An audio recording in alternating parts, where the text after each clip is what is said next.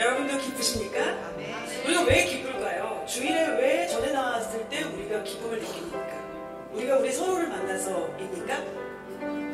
당연히 우리가 우리 서로를 만나서 우리 교회된 우리 주님의 자녀된 우리가 함께 만나 주님을 예배하는 것, 함께 모여있는 것 그 자체로 하나님께서 우리를 교회라 여기시기 때문에 그것으로도 기쁩니다. 그러나 우리 안에 우리의 속사람이 우리 주님의 영광의 얼굴빛을 바라고 소원하지 않습니까? 그것으로 우리는 또 오늘 기뻐하고 또 충분히 예배합니다. 오늘 이 시간에 우리 주님 한 분만 바라는 예배, 우리 주님의 영광의 얼굴의 빛을 사모하는 예배, 우리 주님의 임재를 더욱더 고대하고 기다리는 예배로 오늘 우리가 모두 함께 하기를 원하고 소원합니다. 우리를 이 자리에 모아주신 주님 앞에 우리의 온 마음과 정성과 또 무엇보다 이 첫 시간 우리의 목소리를 다해 주님을 높여드리는 이 귀한 시간을 함께 갖기를 원합니다. 찬양은 예배 가운데 가장 적극적인 아버지를 향한 사랑의 표현입니다. 그래서 우리 성가대가 가장 적극적으로 우리 교회에서 예배하시는 분들인 것이죠. 성가대 말고 입을 열 수 있는 시간, 바로 이 시간입니다. 우리 이 시간에 우리의 입술을 열어 우리의 몸과 마음을 다해 주의 이름을 높여드리는 귀한 시간 되기를 원하고 소원합니다. 함께 찬양합니다.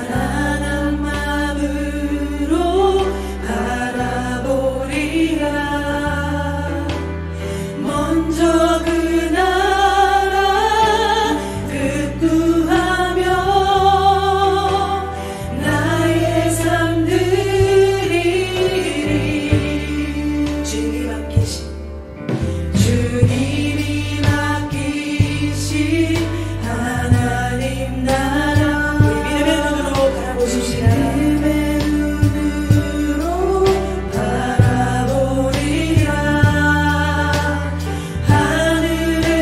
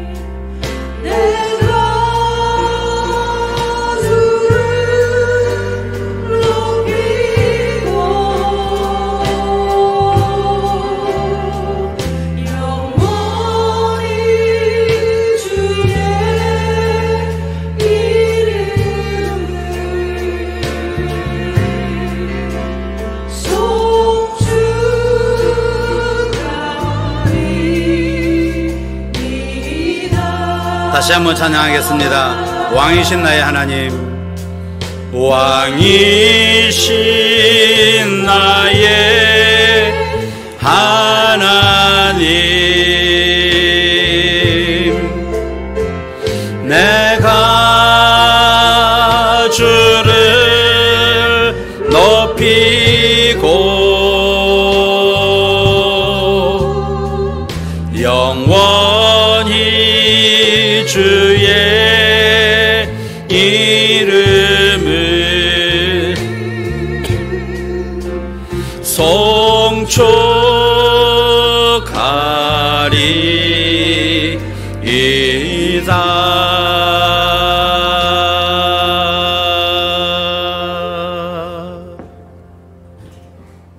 하나님이여, 민족들이 주를 찬송하게 하시며 모든 민족으로 주를 찬송하게 하소서.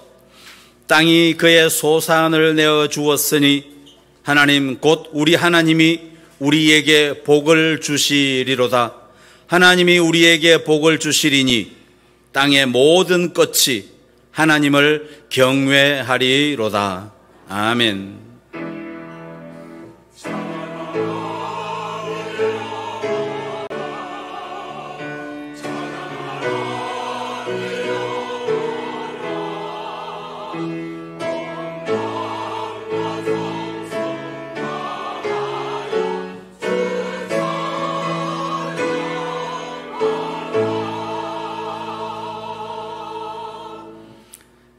사랑이 풍성하신 하나님 아버지, 하나님께서 사랑하시는 주의 자녀들, 지난 한 주간 동안에도 우리를 사랑하셔서 세상 환난 가운데 주의 품에 지켜주시고 우리의 생명과 건강과 사업과 가정을 능력의 팔로 보호해 주신 한량없는 은혜에 먼저 감사를 올려드립니다.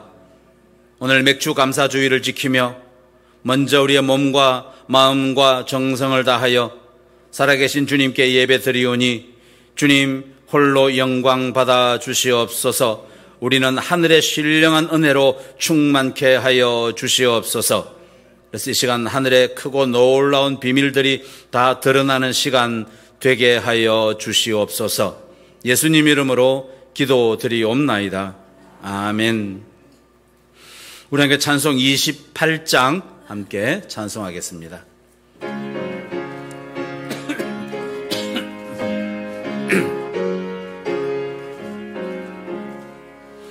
복의 근원 강림하사 찬송하게 하소서.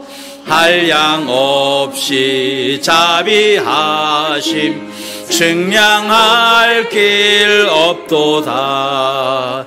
천사들의 찬송가를 내게 가르치소서. 구속하신 그 사랑을 항상 찬송합니다. 주의 크신 도움받아 이때까지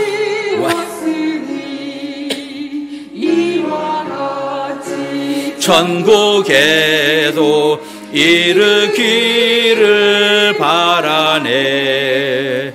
하나님의 품을 떠나 죄에 빠진 우리를 예수 구원하시려고 보혈 흘려 주셨네. 주의 귀한 은혜 받고 일생 빚진 자 되네. 주의 은혜 사슬 되사 나를 주께 매소서. 우리 마음 하기 쉬운 하나님이 받으시고 천국인을 치소서. 아멘.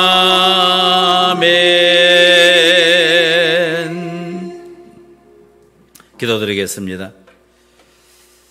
언제 어느 때나 불꽃 같은 눈으로 우리 인생들을 감찰하시는 하나님 아버지, 우리 하나님께서는 지난 반년 동안 우리가 깨닫지 못했어도 한순간도 우리를 놓지 않으시고 붙드시고 지금 여기까지 인도해 주셨고, 또 하반기에도 계속해서 가장 선한 길로 인도해 주실 줄 믿사오니 그 은혜와 그 사랑에 먼저 감사를 올려드립니다. 그러나 지난날 우리 자신의 모습은 부끄러운 모습들이 많이 있었음을 이 시간 회개하오니, 좀 육신대로 살면 반드시 죽으리라고 경계하신 그 말씀을 알고 있음에도 지난 한 주간 우리의 육신의 소용대로 살면서 기도를 멈추고 이웃을 돌아보지 못하고 미워하고 시기하고 질투했던 죄를 자복하오니, 주님, 동이 서에서 먼 것과 같이 우리의 모든 죄과를 멀리 옮겨 주시옵소서. 나를 위해 흘려주신 예수 그리스도 십자가의 보혈로 우리의 몸과 마음과 영혼을 정결하고 거룩하고 깨끗하게 씻어 주시옵소서. 성령의 불로 우리의 모든 죄악을 다 태워 주시옵소서. 이 시간에 우리 안에 남아있는 하나님과 나만이 아는 죄를 생각하며 개인적으로 참회의 기도를 드리겠습니다.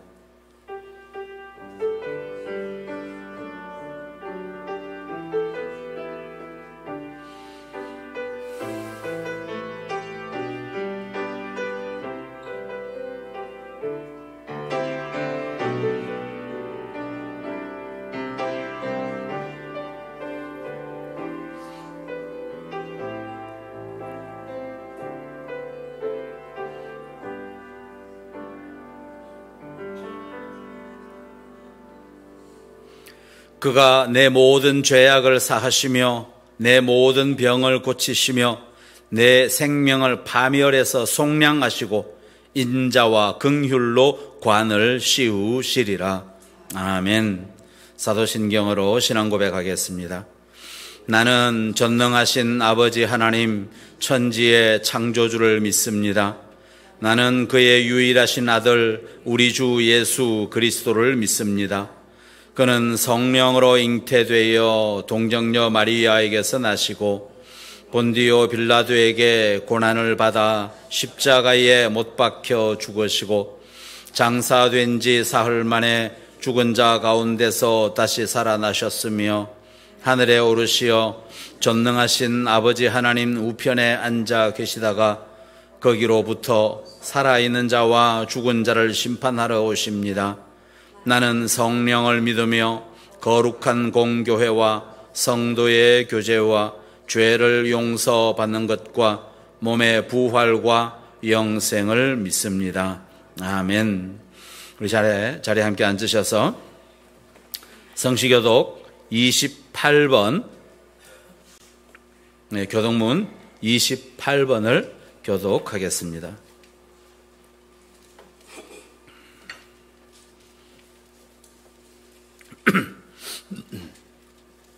찬송가 제일 뒤에 있는 교독문 28번, 저와 여러분이 28번 교독하겠습니다. 하나님이여, 주는 나의 하나님이시라. 내가 간절히 주를 찾되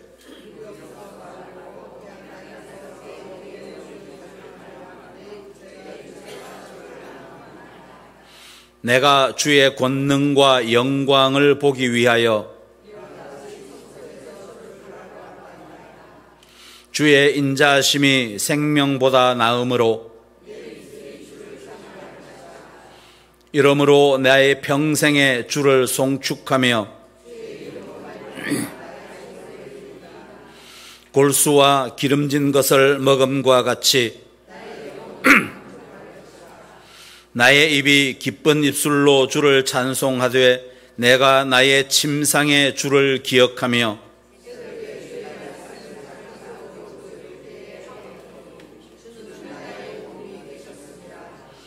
내가 주의 날개 그늘에서 즐겁게 부르리이다. 아멘. 찬송 434장 함께 찬송하겠습니다.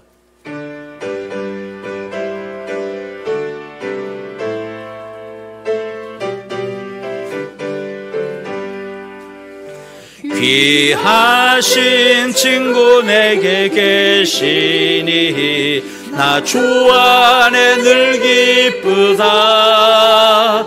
그 피가 내 죄 씻으셨으니 나 주 안에 늘 기쁘다. 나 주 안에 늘 기쁘다. 나 주 안에 늘 기쁘다. 주 나와 늘 동행하시니 나 주 안에 늘 기쁘다. 주 내 짐 대신 지시었으니 나 주 안에 늘 기쁘다. 그 생명 버려 나를 구하니 나 주 안에 늘 기쁘다.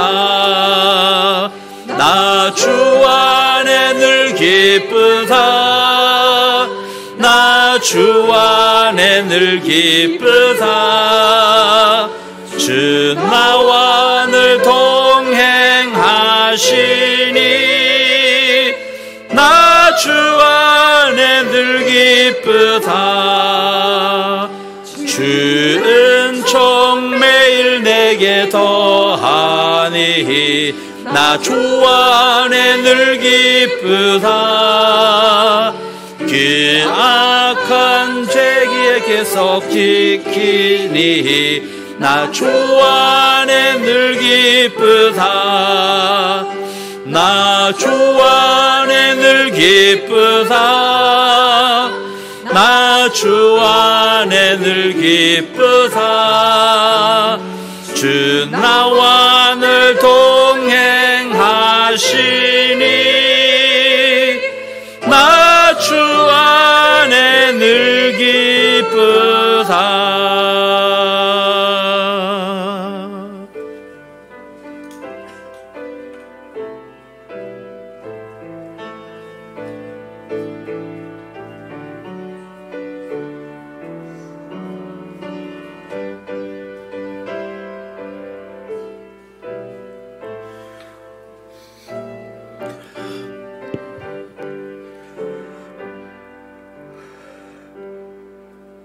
기도드리겠습니다.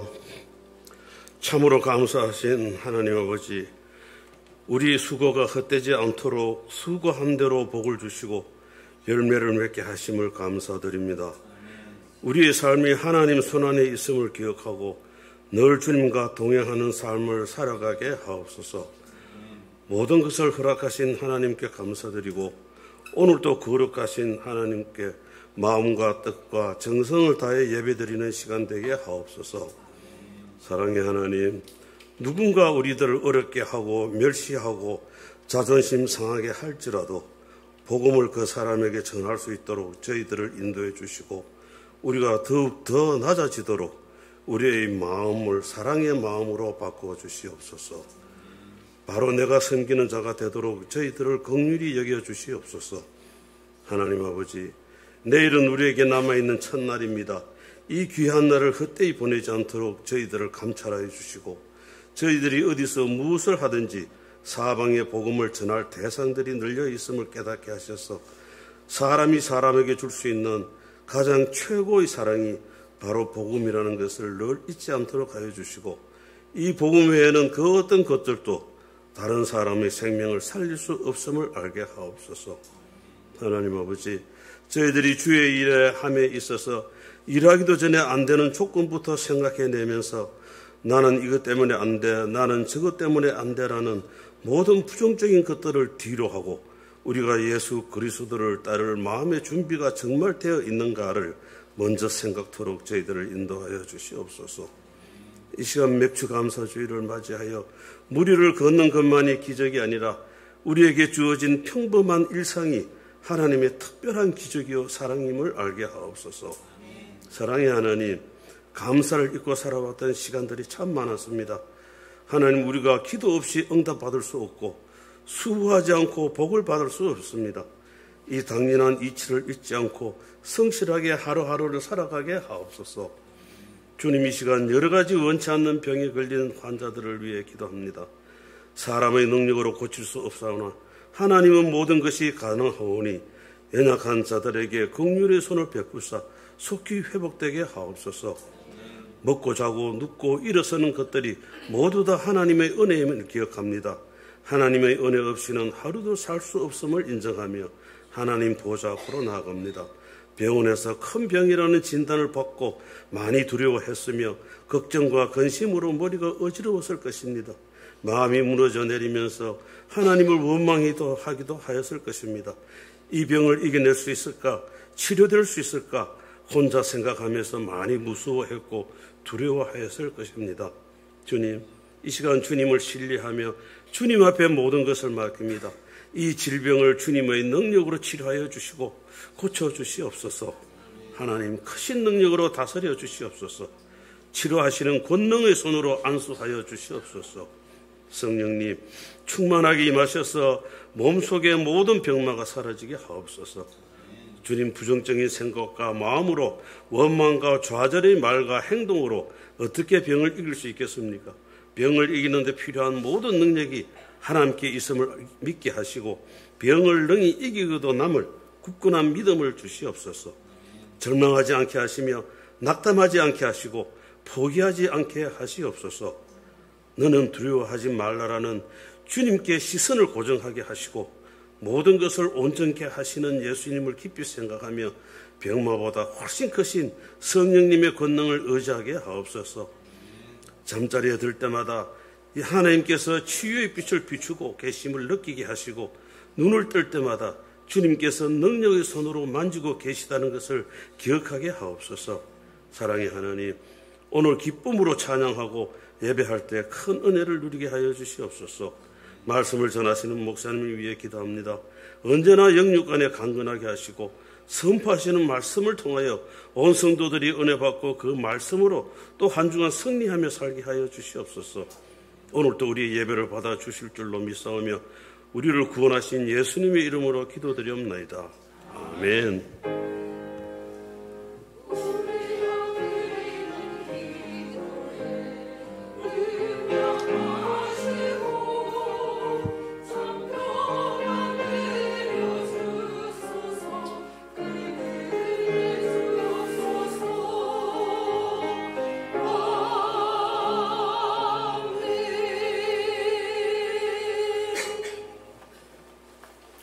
하나님의 말씀 오늘 두 군데입니다. 먼저 구약성경 요나서 1장 1절로 3절까지 말씀 봉독하겠습니다. 요나서입니다. 구약성경 1287쪽에 있습니다. 1287쪽 요나서, 색인에 보면 용으로 되어 있습니다. 요나서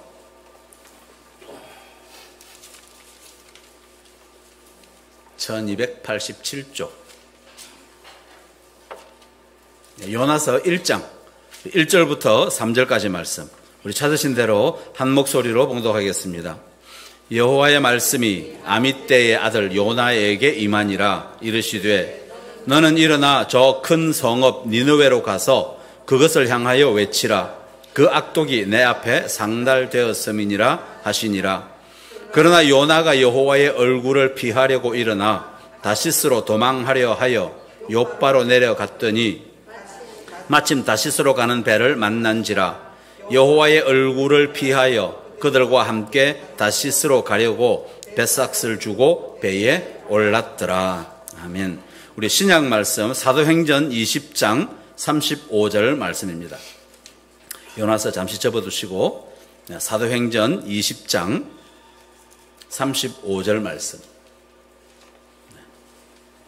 마태, 마가, 누가, 요한, 그 다음에 사도행전 20장 35절 말씀. 자신대로 한 목소리로 같이 봉독합니다. 범사에 여러분에게 모본을 보여준 바와 같이 수고하여 약한 사람들을 돕고 또 주 예수께서 친히 말씀하신 바 주는 것이 받는 것보다 복이 있다 하심을 기억하여야 할지니라. 아멘. 사도행전 펴놓으시면 되겠습니다.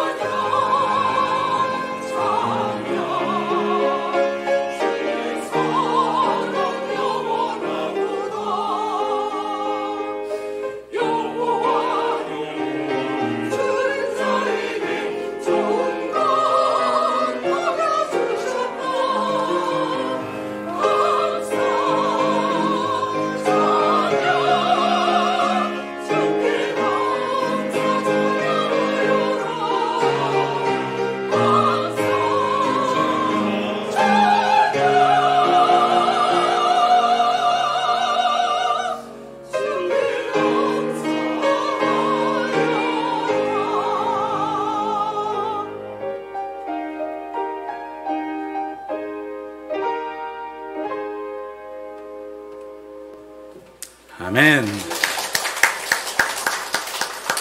예, 매주마다 우리 성가대 귀한 찬양 감사드립니다. 우리 좌우와 함께 인사 나누시기 바랍니다. 하나님은 당신을 사랑하십니다. 잘 오셨습니다. 반갑습니다. 네, 감사합니다.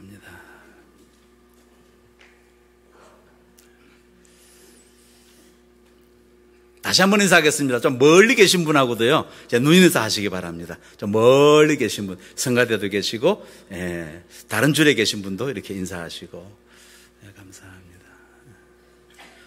저는 여러분들을 다 얼굴을 뵐 수 있지만, 옆에 앉은 분들은 얼굴을 못 보잖아요. 감사합니다. 자, 오늘은 교회 절기로 맥주 감사 주일로 지킵니다. 우리 이제 한국 교회에서는 전통적으로 상반기 동안, 지난 6개월 동안 베풀어 주신 그 은혜에 감사하면서 또 하반기 한 해를 정말 하나님의 은혜와 더불어 살겠다라고 하는 그런 결단을 함께 드리는 그런 기간이 바로 맥주 감사 주일입니다. 감사, 오늘 성가대도 감사 찬양을 했지만 감사도 여러 종류가 있는 것 아십니까? 감사도 두 가지가 있습니다. 받는 감사가 있죠. 받는 감사가 있습니다. 성경에서 말하는 복과 은혜, 받는 감사죠. 또 반면에 받는 감사가 있으면 무슨 감사가 있을까요? 주는 감사. 예. 아유, 감사합니다. 반응해 주셔서. 예, 주는 감사도 있습니다. 받는 감사를 우리가 1차원적인 감사라고 한다면 주는 감사는 보다 고차원적인 감사라고 말할 수 있습니다. 이거 오늘 사도행전 본문에 나와요. 사도행전 본문에서 펴놓으셨죠? 다시 한번 읽습니다. 20장 35절 말씀입니다. 시작. 범사에 여러분에게 모본을 보여준 바와 같이 수고하여 약한 사람들을 돕고 또 주 예수께서 친히 말씀하신 바 주는 것이 받는 것보다 복이 있다 하심을 기억하여야 할지니라. 자, 우리에게 기억하라고 하십니다. 특별한 것을 기억하라고 하시는데 뭐죠? 주는 것이 받는 것보다 더 복이 있다. 바울이 잘 이야기해 주고 있습니다. 그런데 이 사실을 우리 어른들보다 아이들이 더 잘합니다. 우리 교회학교 아이들이 부르는 노래가 있습니다. 사랑은 참으로 버리는 것이죠. 사랑은 가지는 것이 아니라 버리는 것. 사랑은 참으로 버리는 것, 더 가지지 않는 것. 그 다음에 가사 기억하세요? 이상하다 동전 한 입 움켜쥐면 없어지고 쓰고 빌려주면 풍성해져 땅 위에 가득하네. 그 다음 같이 찬양하겠습니다. 사랑은 참으로 버리는 것. 사랑은 참으로 버리는 것. 더 가지지 않는 것. 예, 이 찬양은 한 번만 들어도 머리에 꽉 박히기 때문에 어린 아이들이지만 어린 아이들에게 이 고차원적인 감사를 가리킬 수 있는 아주 좋은 찬양인 것 같습니다. 어떻게 보면 오늘 요나, 본문에 나오는 이 요나가 바로 이 베푸는 삶, 나누고 감사하는 삶을 살았던 대표적인 인물 중에 한 사람이라고 할 수 있습니다. 요나가 뭐 했습니까? 결론적으로 니느웨에 가서 복음을 전했죠. 자기가 원한 것은 아니었지만 요나는 니느웨에 가서 생명의 말씀을 전했습니다. 그래서 니느웨 사람들을 많이 살렸습니다. 베풀어 준 거죠. 사랑을 베풀어 주고 나누어 준 것이죠. 니느웨 사람들 입장에서는 이렇게 표현할 수 있습니다. 인생 횡재를 한 거죠. 아무도 이방인에게 복음을 전해주는 이스라엘 사람들은 없었습니다. 그런데 요나가 그 이방 사람들에게 가서 하나님을 전했고 그들이 살아날 수 있었습니다. 요나가 그런 차원 높은 감사를 했던 인물이죠. 니느웨 사람들은 인생의 횡재를 했지만 요나의 삶은 여러분 어떠셨을까요? 요나의 삶은 결코 행복한 삶이 아니었습니다. 많은 고난이 있는 것을 볼 수 있습니다. 자, 요나서 1, 2, 3장밖에 없지만 이 요나서에 굳이 제목을 붙인다면, 소제목을 붙인다면 이렇게 붙일 수 있을 것 같습니다. 영어로 말하면 The Positive Jonas, 이렇게 이름을 붙일 수 있을 것입니다. 자, 요나에 대해서 좀 살펴보면 요나라는 말의 뜻은 비둘기입니다. 그런데 성경에는 다른 기록은 없습니다. 오늘 1절에 있듯이 아미떼의 아들이라고만 되어 있습니다. 아미떼가 누군지 집안이 어떤 집안인지 전혀 없습니다. 자, 그런 요나를 하나님이 부르십니다. 하나님께서 부르셔서 니느웨로 가서 하나님의 말씀을 전하라고 하시는데 우리 2절 말씀 같이 읽겠습니다. 본문 2절 말씀 다시 읽습니다. 시작. 너는 일어나 저 큰 성읍 니느웨로 가서 그것을 향하여 외치라. 그 악독이 내 앞에 상달되었음이니라 하시니라. 잘 보십시오. 하나님의 명령은 아주 단순 명료합니다. 우리가 성경에서 이 해석을 쉽게 하려면 동사를 잘 봐야 됩니다. 오늘 2절에 동사가 3개가 나옵니다. 첫 번째 뭐죠? 너는 일어나. 그 다음에 니느웨로 가서. 그 다음에 향하여 외치라. 일어나라, 가라, 외치라. 딱 3가지. 이상도 이하도 아니에요. 딱 그 3가지 말씀하셨습니다. 일어나서 가서 외쳐라. 문제는 뭐였습니까? 문제는 니느웨였습니다. 니느웨가 문제였습니다. 니느웨라는 도시는 하나님의 진노를 부르는 이방 사람들의 도시였습니다. 음란과 죄가 만연한 그런 곳이었습니다. 이스라엘이 가장 미워하고 증오하는 이방 사람들이에요. 절대 그들과 함께 하려고 하지 않습니다. 그런데 그 원수의 나라에 가서 복음을 전하라는 겁니다. 그럼 복음을 전하면 어떻게 됩니까? 그 원수들이 복음을 듣고 회개하게 되고 하나님 나라에 들어오게 되죠. 그럼 이스라엘 사람들도 함께 살아야 하는 겁니다. 그게 싫은 겁니다. 이스라엘 백성들은 자기들 민족만 하나님께서 특별하게 구원해 주시고 선민이 되게 해 주셨다고 믿고 있는데, 지옥의 불쏘시개감 같은 이방 사람들이 같이 구원받는다? 이거 용납할 수 없는 일이었습니다. 뭐와 같은가 하면, 손양원 목사님, 그럼 다 아시죠? 손양원 목사님. 그 목사님이 자기 두 친아들을 죽인 그 좌익 청년, 그 안재선을 양아들로 삼으려고 했을 때, 그때 그 딸, 손양원 목사님의 딸, 손동희 권사님이 몸부림을 치면서 아버지에게 매달립니다. 아버지, 그러면 오빠를 죽인 그 사람을 용서하신 것도 모자라가지고 아들 삼으시겠다니요? 그러면 우리가 그 사람을 오빠라고 불러야 되는데 하늘 아래 그럴 수는 없습니다. 그럴 수는 없습니다. 이렇게 통곡했지만, 그러나 손양원 목사님께서는 예수님이 원수도 사랑하라고 하셨으니까 그리 해야지. 네. 그러면서 그 살인자를 아들 삼아 키웠고, 그리고 그렇게 가르쳤고, 그리고 그 아들 훗날 영혼을 구원하는 목회자까지 되었다고 합니다. 자, 오늘 본문의 요나를 다시 보십시오. 요나는 선지자입니다. 선지자이긴 했지만 니느웨에 가서 하나님의 말씀을 전하라, 도저히 이해가 안 됐습니다. 수긍할 수가 없었습니다. 그래서 3절에 요나의 반응이 나오는데, 첫 단어가 뭡니까? 3절 요나의 반응의 첫 단어, 그러나. 무슨 뜻입니까? 하나님이 요나에게 이런 명령을 하셨습니다. 그러나 부정적인 내용이 나온다는 거죠. 우리도 비슷한 부분들이 많이 있습니다. 우리가 자주 그러는 것처럼 이 불편하고 부담스러운 하나님의 말씀, 우리도 그런 경우 많이 있죠. 자, 요나 어떻게 합니까? 그 말씀을 무시하기로 결정을 합니다. 자, 3절 말씀 같이 읽겠습니다. 시작.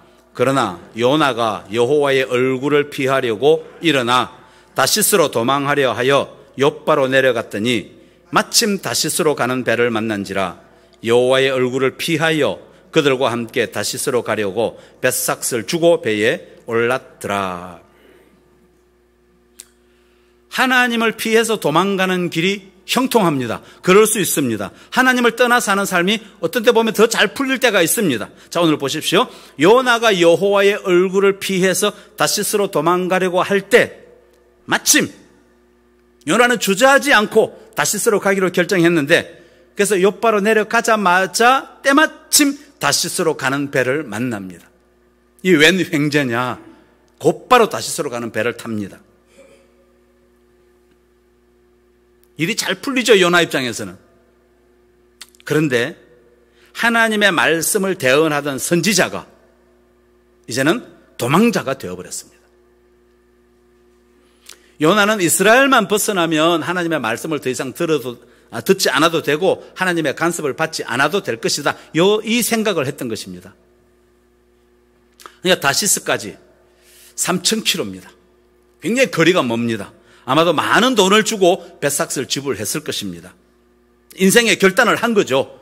네, 남은 인생, 다시는 나는 니느웨로 가지 않겠다라는 그런 결단이 있는 겁니다. 배를 탔습니다. 또 배에 어디로 갔습니까? 사람들이 잘 다니지 않는 제일 밑바닥으로 내려갔습니다. 아예 사람들도 만나기를 거부합니다. 그리고는 배 밑바닥에서 잠을 청했습니다. 자, 여기까지는 오케이. 자기 딴에는 엑소더스, 탈출 성공, 쉽게 모든 일이 잘 이루어졌다라고 생각했겠지만, 그러나 성경은 그게 아님을 이야기해 주고 있습니다. 무슨 일이 일어나죠? 바다에 태풍이 불기 시작합니다. 거대한 파도와 요즘 표현을 빌면 역대급 태풍이 몰아치면서 배가 깨어지기 직전이 되었다고 했습니다. 그 노련한 사공들의 그러한 풍부한 경험도요, 아무 소용없었고, 사공들이 뭐 했다고 했습니까? 자기들의 신을 찾았다고 그랬어요. 더 이상 해볼 수 있는 게 아무것도 없었습니다. 사공들조차도 두려움에 빠졌다고 그랬습니다. 자, 이런 상황이 되니까 이 선장의 마음 가운데 이런 생각이 들었습니다. 이거 예사한 일이 아니야. 분명히 배에 천벌을 받을 아주 나쁜 놈이 배에 탔을 거야.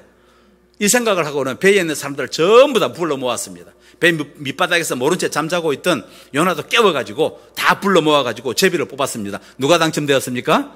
예, 요나가 당첨되었습니다. 사람들이 일제히 추궁하기 시작했습니다. 너 누구야? 너 뭐하는 사람인데? 너 때문에 우리 다 죽게 생겼잖아. 너 배에 탄 목적을 말해봐. 너 어디까지 가? 막 이렇게 협박을 해왔습니다. 자, 요나를 다시 생각해 보십시다. 제비에 뽑힌 순간 여러분 요나의 마음이 어땠을까요? 어땠겠습니까? 처음에 자기는 배에 탈 때는 자기는 아무렇지도 않은 듯 태연하게 그렇게 행동했겠지만 그러나 제비에 뽑힌 순간 얼굴이 화끈거리고 그 수치스러움에 아마 두 발이 휘청거리지 않았겠습니까? 누가 이거를 안단 말인가? 그러면서 자기의 그 어리석은 그 모습을 하나님께 다 들켜버린 거죠. 선지자니까 그래도 하나님에 대해서는 알고 있으니까 정말 하나님 앞에서 수치스럽고 죄송하고 아마 뭐라고 표현할 수 없었을 것입니다. 그래도 선지자입니다. 어떻게 대답합니까? 오늘 읽지 않았지만 9절 말씀 여러분 가지고 계신 성경 보십시오. 9절 말씀 같이 읽습니다. 시작. 그가 대답하되 나는 히브리 사람이요 바다와 육지를 지으신 하늘의 하나님 여호와를 경외하는 자로라 하고 그다음에 10절에 보시면 자기가 여호와의 얼굴을 피했기 때문에 이 풍랑이 찾아온 것이다. 이게 이실 직고하는 것을 볼 수 있습니다. 자, 요나가 하나님의 얼굴을 피한 다음부터 그의 행적을 가만히 살펴보십시오. 계속 아래로 내려만 갑니다. 욥바로 내려갔죠. 다시스로 가는 배에 올랐다라고 되어 있는데 배니까 우리나라 번역할 때 올라갔다라고 번역을 하고 있지만 내려갔다라는 단어입니다. 욥바로 내려갔다라는 단어와 배에 올라갔다는 단어를 똑같은 단어를 쓰고 있습니다. 그러니까 성경은 내려가고 계속 그 얘기를 하고 있는 거예요. 그다음에 배 아래로까지 또 내려가고 그리고 나중에는 배의 바다의 깊은 밑바닥으로까지 내려가게 됩니다. 이 하나님을 떠난 인생이에요. 우리들도 마찬가지입니다. 하나님에게서 멀어지면 멀어질수록 그만큼 우리의 삶도 아래로 내려가게 되어 있습니다. 영적인 침체에 빠지게 되고 기쁨과 만족을 잃어버리게 됩니다. 선한 영향력을 끼치는 삶, 그런 삶과는 거리가 멀어지게 되어버립니다. 마음도 또 마음이 안 좋으니까 몸도 편안하지 않습니다. 그래서 우리말에 좋은 말이 있죠. 집 나가면 고생이라는 말. 영혼의 집에 해당하는 하나님을 떠나면 그때부터 우리 인생이 고생하게 되어 있습니다. 여러분, 이 성경에 나오는 풍랑을 누가 보냈습니까? 예. 요나가 하나님을 피해서 도망가자 하나님께서는 큰 풍랑을 보내신 거죠. 그럼 15절 말씀입니다. 예. 15절 말씀. 왜 하나님께서 풍랑을 보내셨다라고 단정 지을 수 있는가? 그 근거가 15절에 있습니다. 같이 읽습니다. 시작. 요나를 들어 바다에 던지매 바다가 뛰노는 것이 곧 그친지라. 요나가 바다에 던져지자 풍랑이 그쳤다고 했습니다. 하나님께서 하신 거 맞죠? 여러분, 이 장면을 바라보았던 배에 있는 사람들 얼마나 놀랐을까요? 정말이네. 배 안에 있던 모든 사람들이 무엇을 보았습니까? 요나가 섬기는 하나님이 어떤 분이신지 그 하나님의 실체와 그 능력을 충분히 입증해주는 그런 사건이 되었습니다. 자, 그리고 이제부터 하나님의 구원의 역사가 시작됩니다. 여러분 아시죠? 요나 이야기. 요나가 바다에 빠지니까 어떻게 됐습니까? 큰 물고기가 나타나서 요나를 삼켰다고 했습니다. 그리고 요나는 물고기 뱃속에서 사흘을 지내면서 회개했고 나중에 살펴보겠지만 회개하면서 감사를 회복합니다. 감사를 되찾았을 때 그랬을 때 물고기는 다시 요나를 육지에 내뱉었습니다. 이 사실이 브리테니커 백과사전에도 실려 있는 것 아십니까? 거기도 실제 어떤 사람이 물고기에 잡혔다가 사흘 만에 다시 살아난 것을 실제 일들을 그 백과사전에 적고 있습니다. 이게 허황된 얘기가 아니라는 거죠. 보십시다. 요나서 2장 9절입니다. 한 장 넘겨서 2장 9절 말씀. 네, 물고기 뱃속에서 요나의 고백입니다. 2장 9절 같이 읽습니다. 시작. 나는 감사하는 목소리로 주께 제사를 드리며 나의 서원을 주께 갚겠나이다. 구원은 여호와께 속하였나이다. 지금 우리가 1장에서 보는 요나의 모습과는 완전히 180도 바뀐 모습을 보여주고 있습니다. 나는 감사하는 목소리로. 지금 물고기에 잡아 먹혔습니다. 그런데 무슨 감사가 있을 수 있습니까? 엄청난 고통, 고난 가운데 있지만 감사하는 목소리로 주께 제사를 드렸다고 그랬고, 그 다음에 나의 서원을 주께 갚겠나이다. 주님께서 저에게 하신 말씀, 불순종했지만 이제부터는 순종하겠습니다 라고 하는 요나의 결단을 보여주고 있죠. 그러면서 구원은 여호와께 속하였나이다. 네, 감사를 되찾은 모습을 보여주고 있습니다. 혹시 여러분 중에 지금 이 요나 이야기를 들으시면서 아시지만 다시 요나 이야기를 들을 때 또 동화 같은 이야기 하고 있네, 그걸 누가 믿어? 이런 마음 혹시 들지 않으십니까? 아직 믿음이 온전치 못하면 이런 생각 들 수 있습니다. 그건 무슨 뜻인가 하면 도저히 과학적이지 않다는 거죠. 과학이나 무슨 자연 법칙에 전혀 안 맞다는 이야기인데, 하나님이 어떤 분이십니까? 우리보다도요 훨씬 더 과학적이고 훨씬 더 합리적인 분이십니다. 성경책은 과학책은 아니지만 과학적입니다. 만약에 하나님께서 죄송합니다. 만약에 하나님께서 천지를 창조하실 때 그냥 우주 공간에 별들을 아무렇게나 만들어 놓고 아무런 궤도를 따라서 그냥 이렇게 운행하게 했을 때, 그러면 어떻게 돌아가겠습니까? 그게 정확하게 어떤 타이밍에 맞춰서 돌아가기 때문에 지금 수천 년 동안 아무 사고 없이 큰 변화 없이 지금까지 그대로 이어져 오고 있지, 지금 마음대로 이렇게 돌아가게 하면 뭐 여기저기서 충돌이 일어나고 막 난리가 나지 않겠습니까? 아무렇게나 만들었다면 결코 지금 이 지구는 남아있지 못할 것입니다. 그 천문학자들이 하는 이야기예요. 천문학자들이 하는 이야기가 다 발견 못해서 그렇지 이 온 우주가 얼마나 정교하게 이렇게 운행되고 짜여져 있는지, 태양계만 해도 마찬가지입니다. 8개 행성이 얼마나 이 시간 맞춰서 자기 궤도를 정확하게 돌고 있는지, 얼마나 질서정연하고 과학적인지 오묘하게 거지가 없다고 말합니다.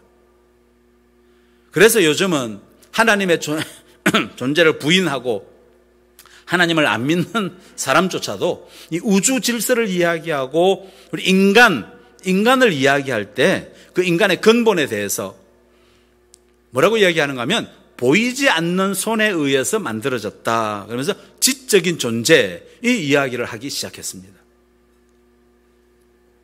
자, 오늘 우리가 이 요나서에서 우리가 생각해 볼 수 있는 첫 번째, 하나님께서 하라고 하신 것을 하지 않았을 때 그것은 우리에게 복이 안 된다는 것이고, 하나님이 명령하시는 것이라면 무엇이든지 순종할 때 그때 그것이 우리에게 복이 되지, 그것을 거역하면 안 된다는 것입니다. 전에 죄의 정의에 대해서 두 가지를 말씀드렸죠. 하나님께서 하라고 하신 것을 하지 않는 것이 죄고, 두 번째는 하나님께서 하지 말라고 한 것을 하는 것이 죄와 똑같은 원리입니다. 자, 요나가 니느웨로 가서 하나님의 말씀을 외치라라고 하는 명령을 받았습니다. 요나가 명령을 받죠. 이 명령을 뭐라 그럽니까? 오늘날 저와 여러분이 해야 될 하나님의 말씀, 하나님께서 우리에게 이거 하라 저거 하라라고 주신 명령, 그것을 우리가 뭐라고 부르죠? 소명, 콜링 혹은 부르심, 이렇게 이야기합니다. 자, 그럼 오늘 지금 예배 드리는 저와 여러분에게 이런 요나와 같은 그런 소명, 그런 부르심이 여러분에게 있으십니까? 답이 없으시네요. 나는 나이가 들어서 더 이상 소명 같은 거랑 관계없는 인생인 것 같다. 흔히 소명 이야기를 하면 자기와는 별로 관계없는 남의 이야기처럼 이렇게 듣는 경우들이 많이 있습니다. 저도 예전에 많이 그랬었습니다. 집사로 있을 때. 그러나 깨닫고 나니까, 목사가 되어서가 아니라 깨닫고 나니까 그게 아니었습니다. 여러분, 요나가 보냄을 받았습니까? 요나가 니느웨로 가라고 하는 명령을 받은 사람입니까? 그가 분명한 소명자입니까? 그렇다면 우리 모두도 똑같은 소명자입니다.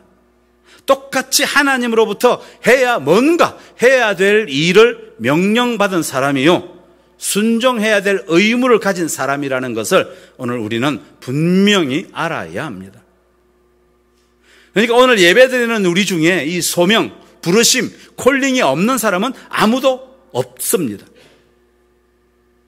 자, 그러면 소명이 뭘까? 좀 생각해 보십시다. 소명. 크게 두 가지로 설명할 수가 있는데, 소명, 두 가지로 나눌 수 있습니다. 첫 번째, 1차적인 소명. 신학 시간은 아니지만 그래도 이 정도는 우리가 좀 분별을 해야 됩니다. 1차적인 소명과 2차적인 소명. 1차적인 소명은 나의 구원이에요. 구원을 위해서 우리가 부름을 받았습니다. 주님께서 저와 여러분의 이름을 불러주신 것은 여러분을 구원하기 위해서요. 이게 1차적인 소명입니다. 1차적인 소명이에요. 구원해 주시기 위해서. 다음 두 번째, 2차적인 소명은 그럼 뭡니까? 무엇을 하려고 우리를 구원해 주셨을까 하는 겁니다. 천국 가도록 하기 위해서입니까? 그런 생각 많이 하시겠죠? 물론 천국 가는 거 중요합니다. 그러나 타이밍을 생각해 보십시오. 왜 지금 구원해 주셨을까 하는 거죠. 천국이 전부가 아니라는 겁니다. 천국은 우리가 믿음으로 살다 보면 자연히 가게 되어 있습니다. 잘 생각하십시오. 천국에 들어가는 것이 나를 향한 하나님의 부르심의 전부다라고 하면, 그렇다면 이렇게 미리 구원해 주실 이유가 없습니다. 세상에서 누구 말처럼 실컷 우리 하고 싶은 대로, 자기 살고 싶은 대로 내버려 두셨다가 그럼 하나님 신경 안 쓰셔도 되잖아요. 마지막 우리가 죽기 직전에 우리를 구원해 주시면 그러면 천국 들어가는데 아무 문제 없습니다. 그렇지 않습니까? 뭐 때문에 우리를 이렇게 미리 구원해 주셔가지고, 구원해 주셨는데도 정말 지지리도 말 안 듣는 우리를 붙들고는 힘들게 하나님께서 씨름해 가면서, 설득해 가면서, 격려해 가면서 그렇게 우리를 붙들고 계신가 하는 것입니다.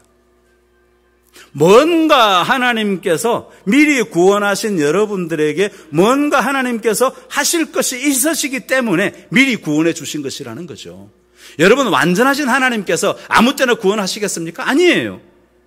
정확한 하나님의 타이밍에 여러분들을 찾아가셔서 여러분들을 구원해 주셨습니다. 자, 그렇다면 영원한 천국에 들어갈 때까지 우리는 세상에 살아야 되는데, 그 세상에서 사는 동안 하나님께서 기대하시는 뭔가가 있다는 거죠. 그렇죠? 이치적으로 그렇지 않습니까? 이것을 우리가 생각해야 되는 거예요. 이것을 외면하면 안 됩니다. 하나님에 대해서 정말 깊이 생각해야 되죠. 왜 미리 여러분을 구원해 주셨을까 하는 겁니다.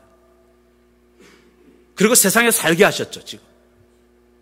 그래서 이렇게 저와 여러분을 미리 구원해 주셔서 이 세상을 살게 하셨는데, 이 세상을 살 수 있도록 우리에게 이름을 붙여주셨습니다. 2차 구원을 위한 이름을 붙여주셨는데, 걸맞는 이름들이에요. 무슨 이름입니까? 그 이름은 바로 그리스도인이라는 이름이에요. 성도라는 이름이고, 증인이라는 이름이고, 또 예수님의 제자라는 이름, 그런 이름들을 우리에게 주셨습니다. 새 이름으로 이 세상을 살아가야 한다는 거죠. 쉽게 설명드리면, 우리의 존재가, 여러분의 존재가 이미 구원자, 소명자이기 때문에 이제부터는 여러분이 세상에서 살면서 하는 모든 일이 바로 2차 소명에 해당되는 것입니다. 그 삶을 살아내야 되는 거죠. 하나님께서 우리를 구원해 주신 그 목적에 따라서 사는 삶, 그것이 우리 삶의 현장이 되어야 한다는 것입니다. 그것이 2차 소명이죠. 더 쉽게 말씀드리면, 예를 들어서 자녀들을 키워오셨죠. 여러분, 자녀들을 키워오고 있다면 그 자체가 바로 소명이라는 겁니다. 하나님께서 이 땅을 사는 나에게 맡겨주신 것, 내가 직장에서 일하고 또 사업장을 운영하고 또 그러면서 돈을 벌고 있습니까? 그 일하는 모든 것, 돈을 버는 모든 것, 그것이 소명이라는 거죠. 아니면 나의 전공이나 어떤 기술을 살려서 일생 동안 어떤 전문적인 영역을 개척하고 있습니까? 그 자체가 소명입니다. 그러니까 저와 여러분이 이 땅에서 생활하는 것이 소명 아닌 것이 하나도 없는 것이죠. 젊음도 소명에 해당하는 것이고 나의 시간도 소명에 해당하고 하나님이 나에게 주신 어떤 세상에서 누리는 명예가 있다면 명예도 소명에 들어가고 나에게 물질을 주셨다면 물질도 소명입니다. 그 모든 것에는 하나님의 이유가 다, 하나님의 기대가 그 안에 다 있다는 것이죠. 이것을 봐야 하는 거죠. 예, 우리가 구원받은 소명자, 부름받은 소명자이기 때문에 여러분이 살아가는 그 삶의 자리, 그곳이 바로 소망의 현장이 되는 것입니다.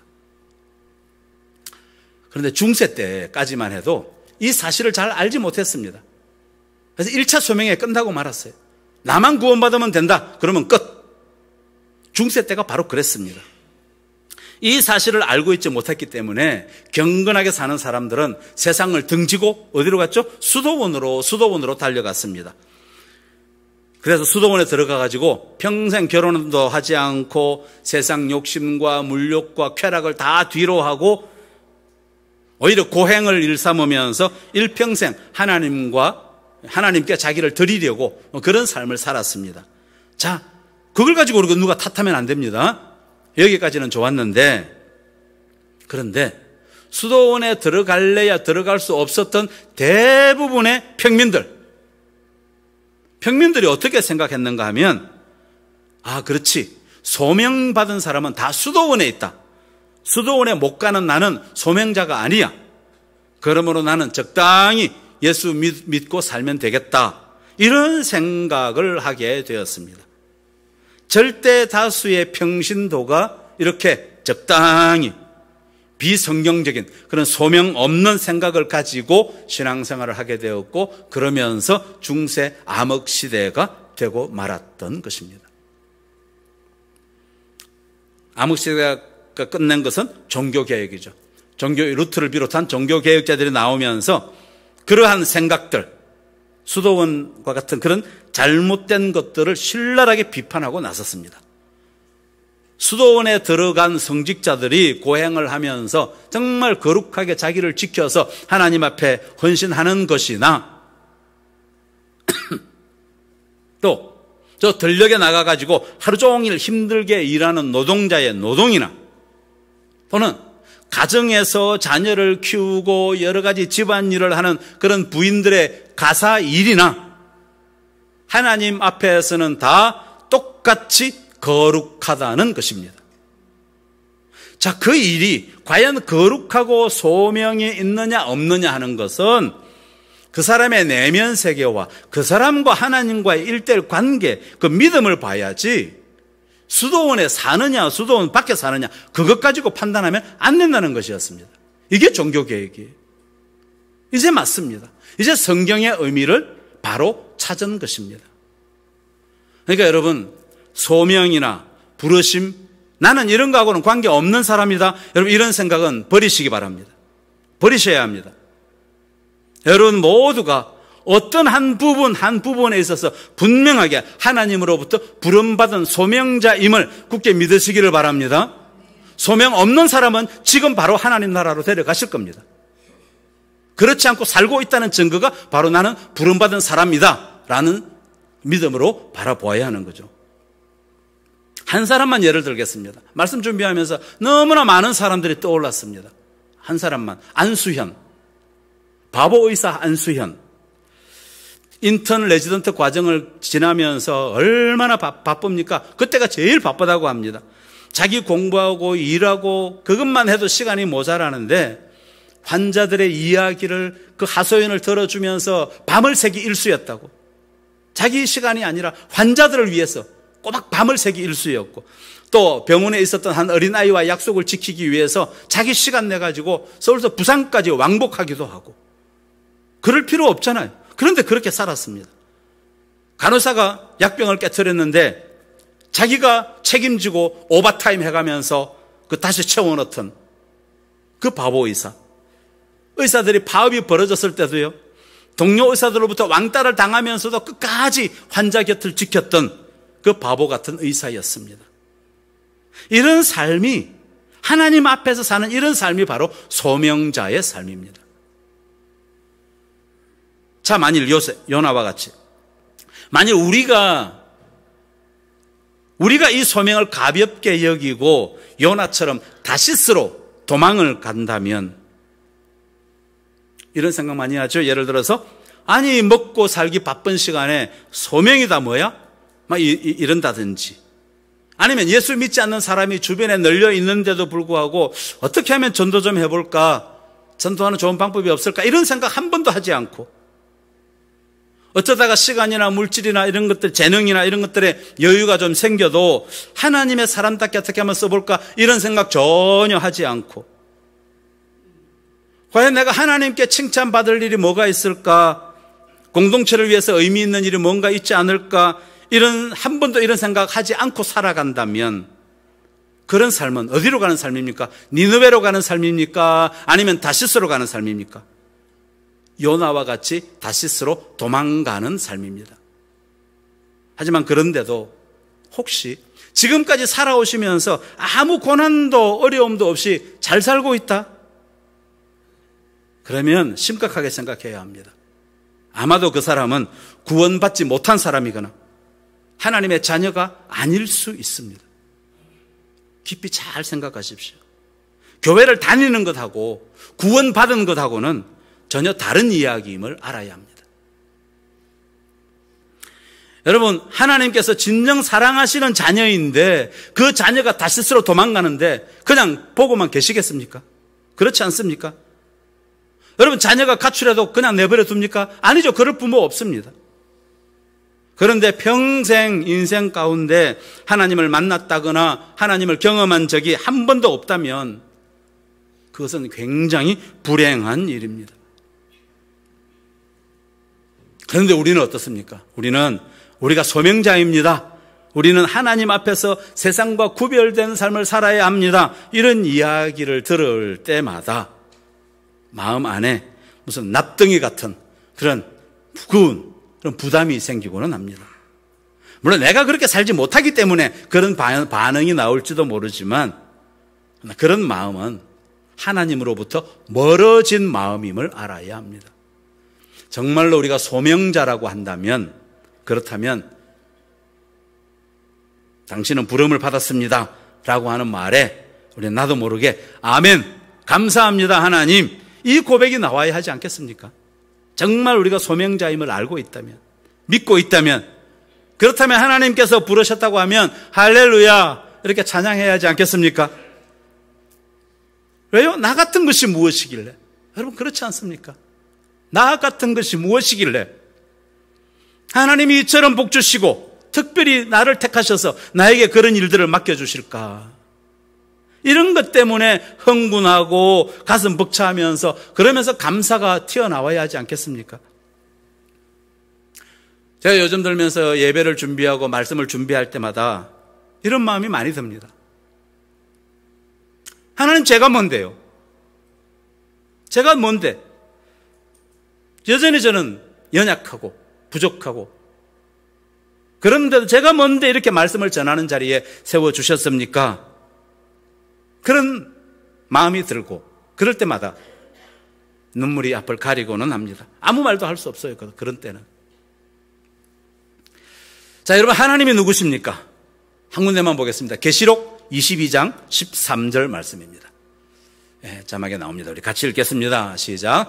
나는 알파와 오메가요, 처음과 마지막이요, 시작과 마침이라. 자, 그렇다면 이분의 존재 그 이상은 없습니다. 하나님이 최고, 최상이십니다. 바울이 또 뭐라고 하는가 한번 보겠습니다. 로마서 11장 36절 말씀입니다. 시작. 이는 만물이 주에게서 나오고 주로 말미암고 주에게로 돌아감이라. 그에게 영광이 세세에 있을지어다. 아멘. 만물이, 우리가 누리는 모든 것이 어디에서 나온다고요? 주에게서 나오고 주로 말미암고 그 다음에 주에게로 돌아감이라. 하나님이 이런 분이십니다. 저와 여러분의 모든 인생, 우리 공동체의 모든 것들을 주관하고 계시는 분, 온 우주를 통찰하고 계시는 분이 바로 여호와 하나님이십니다. 이런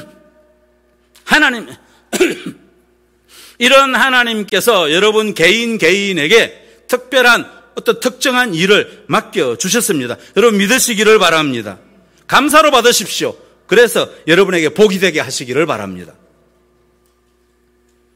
예수님 어떤 분이십니까? 생명의 주가 되십니다. 하늘에 있는 존재나 땅 위에 있는 존재나 심지어 땅 아래에 있는 존재들도 그분 발 앞에 무릎을 꿇고 엎드려서 경배해야 될 그런 하나님의 아들인데, 그 위대하신 하나님의 아들이 바로 우리를 불러서 뭐라고 하십니까? 너는 가서 모든 족속으로 제자를 삼으라 라고 하셨습니다.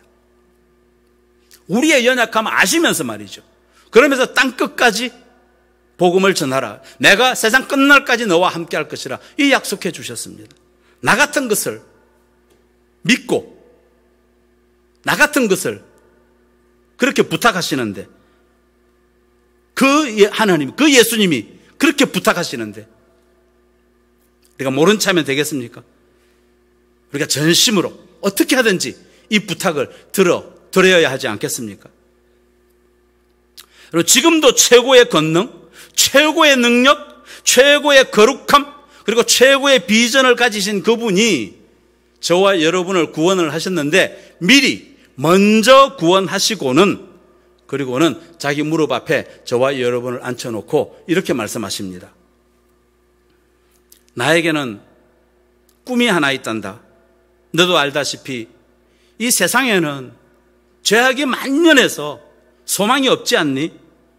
거짓되고 엄난하고 하나님을 배반하고 온갖 죄로 얼룩진 이 세상. 그러나 그 세상 가운데 아직 구원할 자가 여러 남아 있는데, 내가 너를 그 중에서 구원해 준 것처럼 나는 그 사람들도 구원하기를 원해. 네가 좀 나를 도와주면 안 되겠니? 그래서 내가 너를 먼저 구원한 거야. 공짜로 하라는 것 아니야. 상급이 분명히 있단다.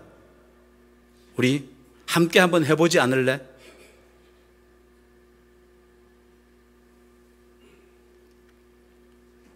이렇게 말씀하십니다.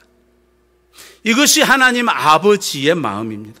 이것이 소명이고 이것이 부르심입니다. 여러분 잘 아시는 복음성가에 이런 복음성가가 있습니다. 세상 모든 민족이 구원을 얻기까지 쉬지 않으시는 하나님, 세상 모든 육체가 주의 영광 보도록 우리를 부르시는 하나님. 다시 한번 불러드립니다. 세상 모든 민족이 구원을 얻기까지 쉬지 않으시는 하나님, 그리고 모든 세상 육체가 주의 영광 보도록 우리를 부르시는 하나님.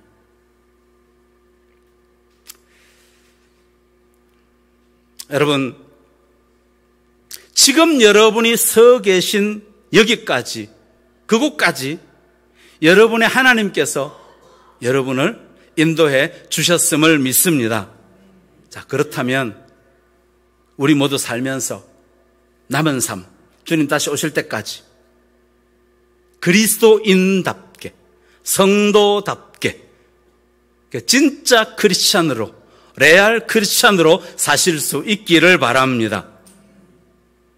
내 생각, 내 상황, 내 형편에 따라서 다시스로 도망가는 삶이 아니라 우리 삶 속에서 하나님의 영광을 드러내고, 그리고 그 예수님의 증인으로 1차원적인 감사를 넘어서 하나님 아버지의 그 마음을 품고 차원 높은 그러한 감사의 삶을 사시는 그러한 저와 여러분 모두 다 되시기를 우리 주님의 이름으로 간절히 축원합니다. 기도드리겠습니다.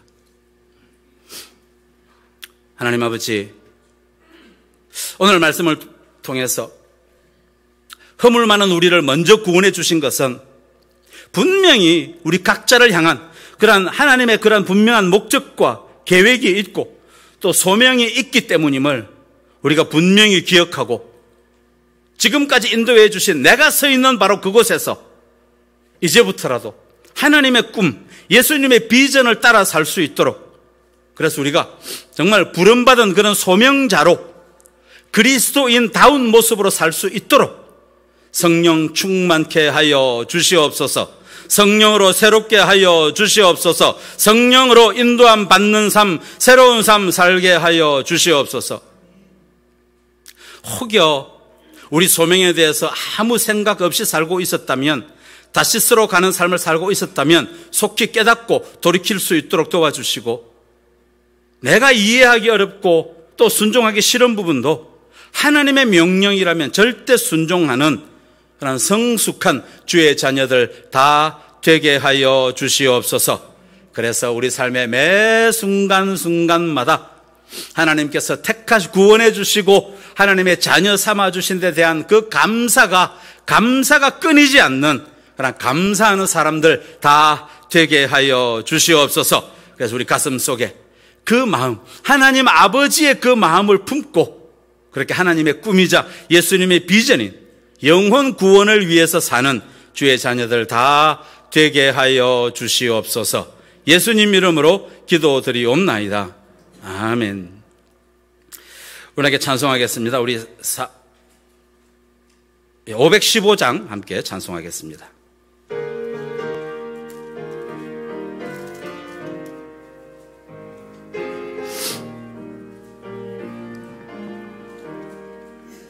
눈을 들어 하늘 보라. 어지러운 세상 중에 곳곳마다 단영의 탄식 소리 들려온다.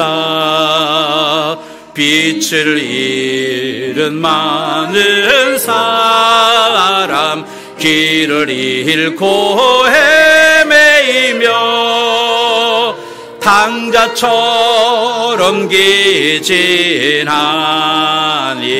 믿는 자여 어이할꼬. 눈을 들어 하늘 보라. 어두워진 세상 중에 외치는 자 많건 많은 생명수는 말라서라. 죄를 대속하신 주님 선한 일꾼 찾으시나. 대답할 리 어디 있나. 자여 어이할꼬. 눈을 들어 하늘 보라. 살아계신 주 하나님 약한 자를 부르시어 하늘 뜻을 전하셨다. 생명수는 홀로 예수 처음이요 나중이라. 주님 너를 부르신다. 믿는 자 눈을 들어 하늘 보라. 다시 사신 그리스도 만 백성을 사랑하사 오래 참고 기다리네. 인내하신 우리의 구주 의의 심판하시는 날 곧 가까이 임하는데 믿는 자여 너희 할고. 감사기도 드리겠습니다. 하나님 아버지, 눈에 보이는 것만이 전부라고 말하는 이 세상 속에서 보이지 않는 하나님께서 신실하게 우리와 함께 하시고 도우시고 지키시고 인도해 주심을 믿고 이제 감사함으로 드리오니 미리 준비하고 구별하여 드리는 이 모든 예물과 또 우리의 마음을 받아 주시옵소서.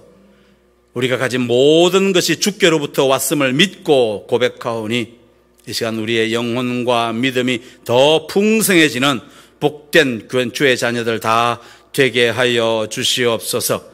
믿음으로 드립니다. 믿음으로 드리는 손길마다 그들의 구체적인 삶 속에서 이른 비와 늦은 비로 모든 쓸 것을 채워주시는 하나님을 경험하며 또한 하나님의 기적도 체험하면서 무엇보다 주변의 모든 사람들 가운데 화평의 도구로 쓰임받게 하여 주시옵소서. 개인과 자녀들 또 그 가정과 또 직장과 사업장과 그리고 모든 일터마다 성령 하나님께서 형통케 인도하여 주시고 또 합력하여 선을 이루시는 그 하나님을 경험케 도와주시고 무엇보다 늘 기쁨과 감사 그리고 평안이 넘치는 삶 살게 하여 주시옵소서. 환우들 있사오니 주님 먼저 그 마음과 그 생각을 굳게 지켜주시고 또한 성령의 전인 육신도 속히 치료하여 주시옵소서. 특히 여름 감기로 고통 가운데 있는 성도들 속히 낫게 하여 주시옵소서. 이 시간 자원함으로 드린 예물 영혼 구원하는 일을 위해서 지혜롭게 정직하게 사용할 수 있도록 도와주시기를 원하며 이 모든 말씀 예수님 이름으로 감사 기도 드리옵나이다. 아멘. 교회 소식 여러분 나눠드린 주보를 참고해 주시기를 바랍니다. 오늘 맥주 감사 주일이고 식사 이후에 구역별로 모임을 가지시면 되겠습니다. 다음 주는 기관별로 모임을 갖습니다. 나머지 광고는 주보를 참고해 주시고 우리 자리에서 일어나셔서 내눈 주의 영광을 보내 찬양하겠습니다.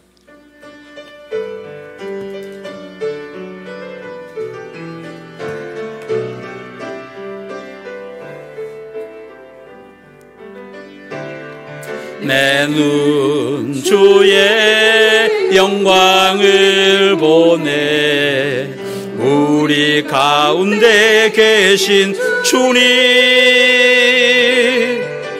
그 빛난 영광 온 하늘 덮고 그 찬송 온 땅 가득해 내는 주의 영광을 보내 찬송 가운데 서신 주님 주님의 얼굴은 온 세상 향하네 권능의 주의 영광 이곳에 가득해 오랜 선의 주님과 함께 찬양하며 우리는 전진하리 모든 열방 주 볼 때까지 주의 영광 이곳에 가득해 오랜 선의 주님과 함께 찬양하며 우리는 전진하리 모든 주볼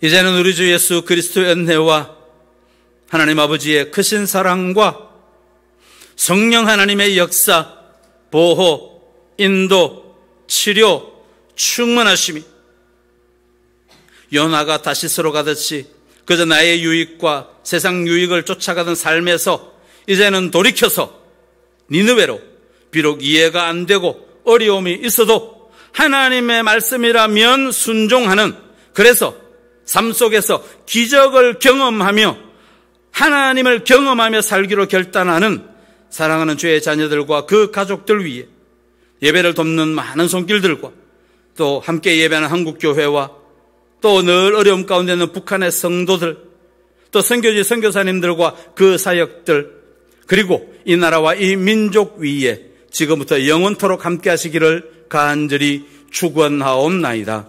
아멘.